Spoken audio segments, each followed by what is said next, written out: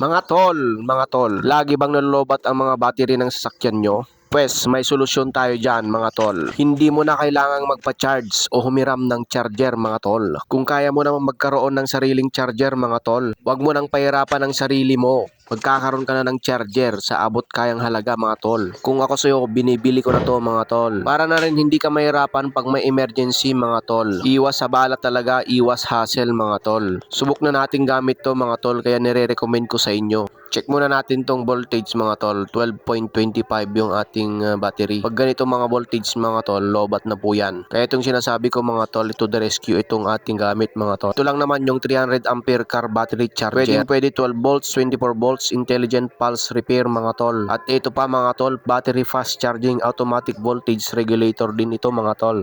At meron na ring charging indicator para makita mo kung nagcha-charge mga tol. Meron reverse connection indicator, 12 volts indicator, 24 volts at yung full indication mga tol. Kaya kung ako sa'yo, binibili ko na to mga tol. Papakita ko talaga kung paano natin ikakabit to mga tol para maniwala kayo kung legit talaga o hindi. Hindi ko to i-recommend pag hindi legit to mga tol. Ito yung voltahe natin, 13.6 volts mga tol, yan, nagcha-charge. Nakikita nyo yung red light, yan na yung mga tol. Ibig sabihin yan, nagcha-charge na, gumagana yung charger natin mga tol, yan.